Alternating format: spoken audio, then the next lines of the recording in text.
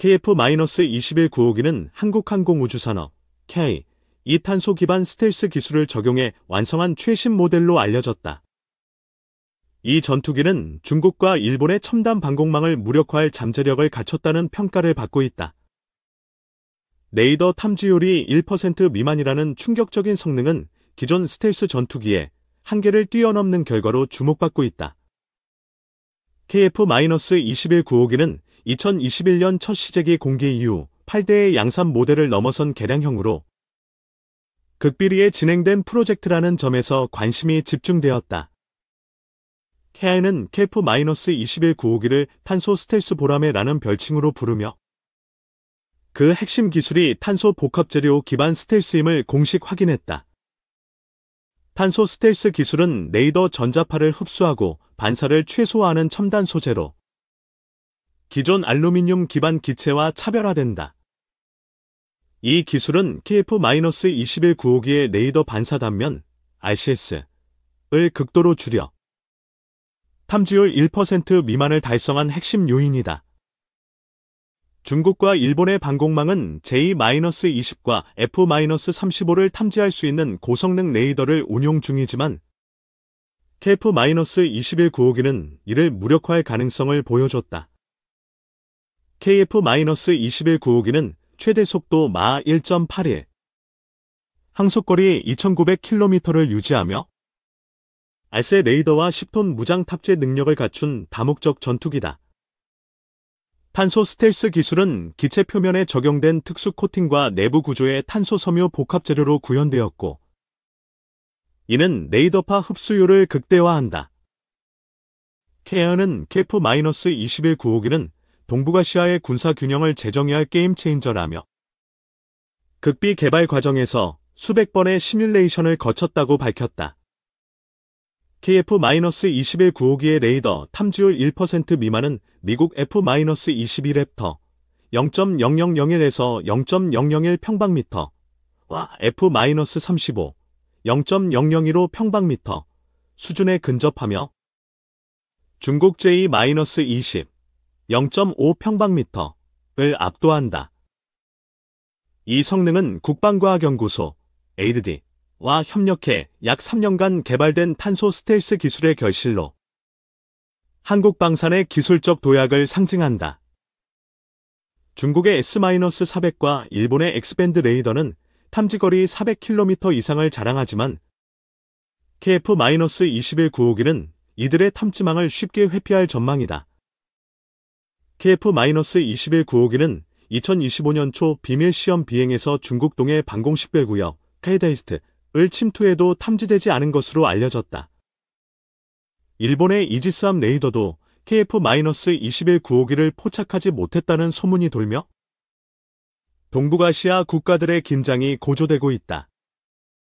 탄소 스텔스 기술은 기체 중량을 줄이고 내구성을 높이며 레이더 반사 단면을 최소화해 스텔스 성능을 극대화하는 장점을 제공한다. KF-21952는 기존 1에서 8호기와 달리 블록 2단계로 분류되며 스텔스 성능 강화와 무인기 연계 기능을 추가로 탑재했다.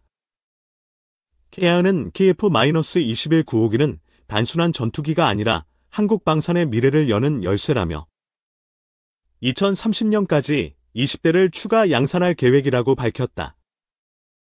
중국 군사 전문가들은 KF-21952가 J-20의 스텔스 우위를 위협한다고 경고하며 탄소 스텔스 기술에 대한 분석을 시작했다.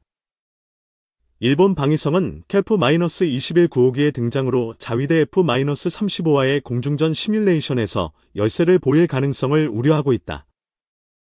KF-21952의 탄소 스텔스 기술은 반도체 공정에서 축적된 나노 기술을 활용해 탄소 섬유를 분자 단위로 재구성한 결과물이다. 이 기술은 레이더 전자파를 흡수해 열에너지로 변환하며 적외선 탐지율도 낮춰 종합 스텔스 성능을 강화한다. KF-21952는 2025년 3월 비공개 시험장에서 실시된 1678차 비행에서 초음속 비행과 스텔스 성능을 동시에 입증했다.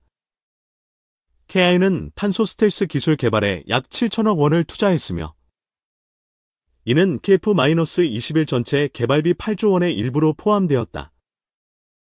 KF-21 9호기는 유무인 복합작전, 멈티를 위해 커스프스 무인기와 통합시험을 완료했고, 이는 방공망 돌파 능력을 배가시킨다. 중국 황구시보는 KF-21 9호기가 동해 상공에서 탐지되지 않는다면 중국 방공망의 신뢰성이 흔들릴 것이라며 우려를 표했다. 일본 아사히 신문은 KF-21 9호기의 스텔스 성능이 일본 방공망의 허점을 드러냈다고 보도하며 한국 기술력에 놀라움을 표시했다. KF-21 9호기의 레이더 탐지율 1% 미만은 탄소 스텔스 외에도 기체 형상 설계와 내부 무장창의 조합으로 달성되었다. 내부 무장창은 레이더 반사 단면을 줄이고 미티어, 아리스트 등 첨단 미사일을 탑재해 전투력을 극대화한다. KF-21 9호기는 한국 공군의 F-4와 F-5를 대체하며 2026년부터 실전 배치될 예정으로 동북아시아 전력 균형에 영향을 미친다. 탄소 스텔스 기술은 유지보수 비용을 줄이고 도료 손상 문제를 해결하며 기존 F-35의 스텔스 도료 단점을 보완했다. KF-21 9호기는 중국의 J-20과 일본의 F-35가 탐지하기 어려운 거리에서 선제 공격을 가할 수 있는 능력을 갖췄다.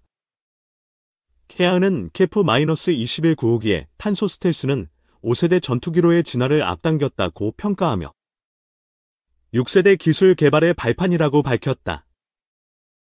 중국은 J-20의 스텔스 성능을 과시하지만 KF-21 9호기의 탄소 스텔스는 이를 무력화할 가능성을 보여줘 경계심이 커지고 있다. 일본은 KF-21 9호기의 등장으로 동해 방공식별구역, 제데스트, 내 공중 우세를 이룰 수 있다는 분석을 내놓았다. KF-21 9호기의 시험 비행 영상은 극비로 유지되며 일부 공개된 사진에서만 탄소 스텔스 코팅의 윤곽이 드러났다. 탄소 섬유 복합 재료는 기체 강도를 높이고 중량을 약 15% 감소시켜 연료 효율성과 기동성을 동시에 향상시켰다. KF-21 9호기는 초음속 순항, 슈퍼크루징, 시험에서도 성공하며 F터버너 없이 마하 1.2를 돌파한 기록을 세웠다. 중국 군사 블로거들은 KF-21 9호기가 중국 방공망을 뚫으면 작전 계획을 전면 수정해야 한다고 경고했다. 일본 방산 전문가들은 KF-21 9호기의 스텔스 성능이 F-35와 비교해도 손색 없다고 인정하며 탄소 기술의 혁신성을 주목했다. KF-21 9호기는 약 800억 원의 단가로 F-35의 절반 수준이며 이는 수출 경쟁력을 높이는 핵심 요소로 평가된다. 탄소 스텔스 기술은 플라즈마 스텔스와 결합될 경우 탐지율을 0.1% 이하로 낮출 가능성이 제기되고 있다. KF-21 9호기의 개발은 2023년부터 극비리에 진행되었고 9호기 완성은 약 18개월 만에 이루어진 놀라운 성과다.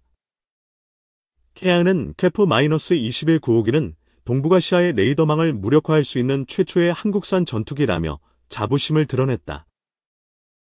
중국은 S-400의 48N6E3 미사일로 KF-21을 요격할 수 있다고 주장하지만 9호기의 스텔스 성능은 이를 회피할 가능성이 높다. 일본의 페이시-3 방공 시스템도 KF-21 9호기를 탐지하기 어려운 것으로 분석되며 동해 상공의 공중 우세가 위협받고 있다. KF-21 9호기는 2025년 하반기 추가 시험 비행을 통해 스텔스 성능을 최종 검증하고 2026년 실전 배치에 들어갈 예정이다. 탄소 스텔스 기술은 반도체 나노 공정과 유사한 정밀도를 요구하며 한국의 산업 기반이 이를 뒷받침했다. KF-21 9호기의 성공은 약 10만 개 일자리 창출로 이어질 전망이며 방산 수출로 경제적 파급 효과가 클 것으로 기대된다. 중국 네티즌들은 KF-21 9호기가 J-20보다 우수하다면 중국 공군의 자존심이 무너진다고 반응하며 놀라움을 감추지 못했다. 일본 SNS에서는 KF-21 9호기가 동해를 장악하면 일본 방공망은 무용지물이라는 우려가 확산되고 있다. KF-21 9호기는 폴란드, 인도 등 수출 협상 중인 국가들에게도 공개되며 탄소 스텔스 기술이 수출 경쟁력을 높였다. 탄소 스텔스 코팅은 열 충격과 부식에 강하며 기존 스텔스 도료보다 유지보수 주기를 30% 이상 연장한다. KF-21 9호기는 무인기와의 통합으로 적 방공망을 교란하며 단독 작전 대비 생존율을 50% 이상 높일 전망이다. 중국은 KF-21 9호기의 등장으로 동북아시아 군비 경쟁이 심화될 것을 우려하며 제2-20개량 계획을 서두르고 있다. 일본은 KF-21 9호기의 스텔스 성능을 분석하기 위해 자위대 시뮬레이션을 강화하고 F-35 추가 도입을 검토 중이다. KF-21 9호기의 탄소 스텔스 기술은 6세대 전투기 개발의 토대가 되며 한국 방산의 미래를 밝게 비춘다. KF-21 9호기는 동북아시아의 지정학적 긴장을 고조시키며 한국의 자주 국방 의지를 세계에 각인시켰다.